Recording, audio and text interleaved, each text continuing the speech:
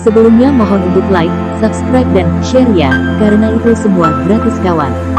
Semoga Anda selalu diberikan rahmat Allah Subhanahu wa Ta'ala, dan senantiasa dalam keadaan sehat jasmani dan rohani, dan semakin sehat ekonomi, semakin bahagia dan sejahtera. Amin.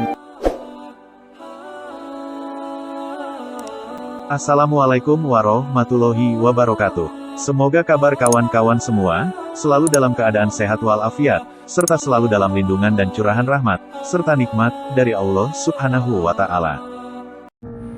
Kisah kakek buta yang dituduh mencuri ini terjadi di zaman Nabi Musa alaihissalam.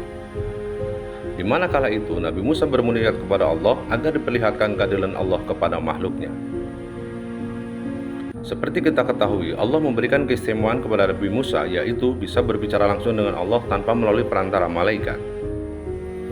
Suatu ketika Nabi Musa alaihissalam bermunajat di Bukit Tursina, terbesit dalam hatinya ingin melihat keadilan Allah secara langsung. Beliau penasaran bagaimana Allah menjatuhkan keadilan atas makhluk-makhluknya di dunia. Maka Nabi Musa berdoa kepada Allah, "Wahai Tuhanku, maka perlihatlah kepadaku keadilan dari sisimu." Allah membalas doa Nabi Musa, "Sesungguhnya kamu adalah orang yang terburu-buru, kamu sungguh tidak akan mampu bersabar."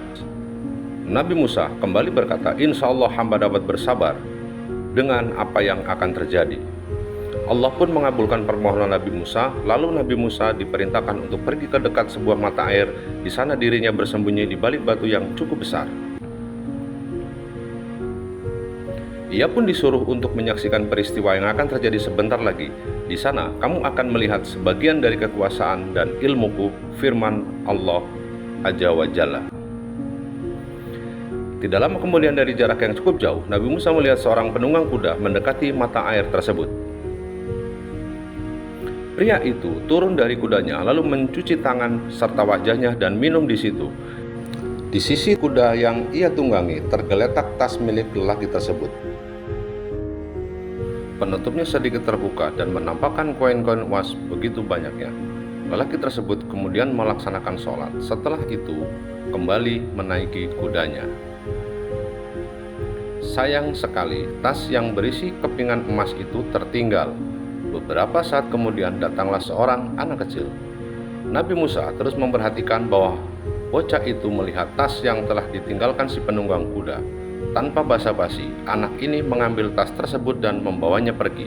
Tak lama berselang, seorang kakek buta mendekati sumber air ini. Setelah minum, kakek buta mengambil air wudhu, lalu ia melaksanakan sholat.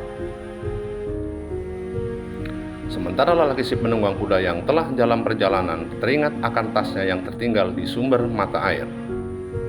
Ia lalu memutuskan untuk kembali mendatangi mata air tersebut. Setibanya di sana, ia mendapati tasnya sudah hilang. Sedangkan di situ ada kakek buta yang habis menunaikan sholat. Lelaki tersebut lalu menghampiri kakek buta. "Kamu pasti yang mengambil tasku, karena tidak ada orang lain kecuali kamu," kata lelaki tersebut kepada kakek buta. "Bagaimana mungkin aku tahu ada tas? Aku baru saja datang ke sini dan langsung wudhu dan kemudian sholat. Lagi pula kedua mataku ini telah buta," jawab si kakek tua. Mendengar alasan kakek tua tersebut, lelaki itu malah menjadi marah. Ia kemudian mencabut pedangnya. Ia tebaskan leher si kakek yang malang itu dan tewas seketika. Lelaki tersebut lalu menggeledah si kakek buta yang sudah mati untuk mencari tasnya, namun ia tidak menemukannya. Lelaki itu pun pergi meninggalkan tempat tersebut. Nabi Musa yang melihat rentetan peristiwa tersebut di depan matanya menjadi heran dan timbul tanda tanya di mana letak keadilannya. Kemudian Nabi Musa kembali bermunajat kepada Allah, "Wahai Tuhanku, hamba telah bersabar dan tidak melakukan apa selain menyaksikan kejadian yang ada di depan mataku. Dan hamba meyakini bahwa Engkau adalah sungguh zat yang maha adil. Akan tetapi mohon terangkanlah kepadaku maksud kejadian ini." Maka turunlah malaikat Jibril atas perintah Allah menyampaikan wahyu kepada Nabi Musa. "Hai Musa, Allah berfirman, Aku mengetahui segala rahasia dan apapun yang tidak kamu ketahui." Anak kecil yang mengambil tas itu sesungguhnya telah mengambil hak miliknya sendiri. Hal itu lantaran ayah anak tersebut dulu menjadi buruh penunggang kuda selama bertahun-tahun, namun ia tidak mendapatkan upah. Bila dihitung jumlah upah yang belum ia terima, sesuai dengan kepingan emas yang ada di dalam tas itu, Sedangkan si kakek buta yang mati terbunuh, dialah yang dulu membunuh ayah dari anak kecil tadi. Ia mendapatkan hukuman kisos atas perbuatannya. Dan sampailah setiap orang yang punya hak akan mendapatkan haknya, baik yang terlihat oleh manusia ataupun yang sengaja Allah sembunyikan. Usai mendengar penjelasan itu, Nabi Musa langsung bersujud dan beristighfar. Semoga kita semua dapat mengambil hikmah dari kisah tersebut, bahwa Allah Maha Adil dan setiap makhluknya pasti akan mendapatkan haknya, baik secara langsung maupun tidak langsung. Dan semoga kita selalu menjaga prasangka baik kepada Allah Subhanahu wa Ta'ala.